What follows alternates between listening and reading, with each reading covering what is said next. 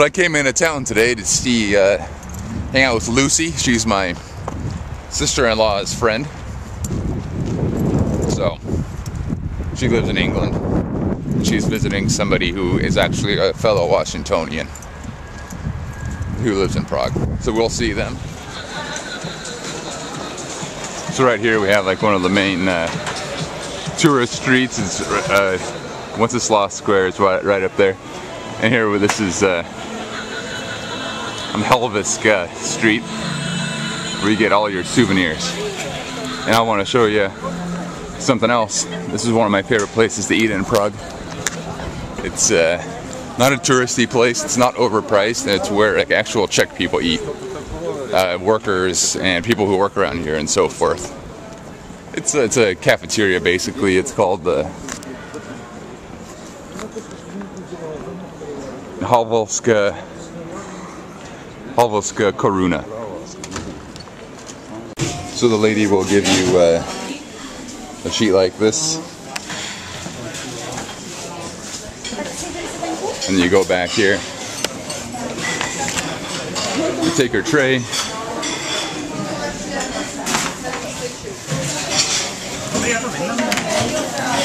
you tell the lady what you want, and she'll mark it down here. Fermented.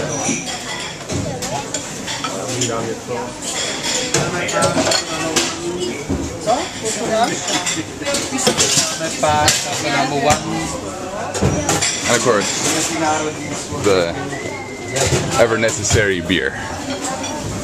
So here we go out, not having ordered anything.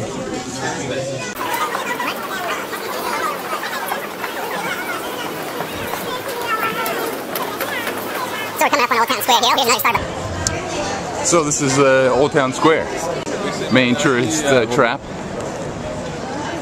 A lot of expensive places I've never eaten there. I don't even know if it is expensive, but probably. And the famous astronomical clock, kind of like the Glockenspiel one in Munich, and about equally as lame. And there's the teen church, the twin. They're not quite twin. One of them is bigger than the other one. And a lot of tourists here. So all those people are waiting to see the Glockenspiel go off. It goes off hourly, which reminds me, I only have 10 minutes to make it over to Malostranska, where I'm going to meet. Oh, one more thing. And I might have a chance to come back down here, but I don't want to catch this.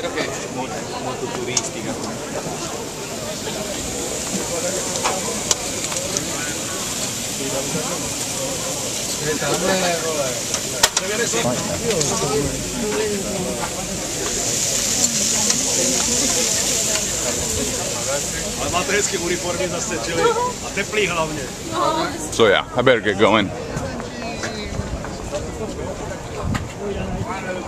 And there's one St. Nicholas church. So yeah, I have to go meet Allison and Luke. So, to the river. Hey, so that's the Rudolphinium. It's like the National Music Hall. And there's the castle. And so I took this tour. It was like one of these free walking tours. And the girl told a story about that there, you know, because the Nazis were here. And by the way, there's Charles Bridge rather. It's nice, it's got some nice statues on it. But so does that place. And so the Nazis were there, and like the head Nazi of Prague wanted to because then there's composers up there, but he didn't want any Jewish composers on top of his building, which I think he was using as a headquarters, and he didn't want any Jews up there. So he's like, tells his men, find the statue with the biggest nose and knock it down, because that's probably the Jew. And so they do that, and then it turns out it was Wagner, who was like Hitler's hero, musical hero, and who he kind of used in his propaganda.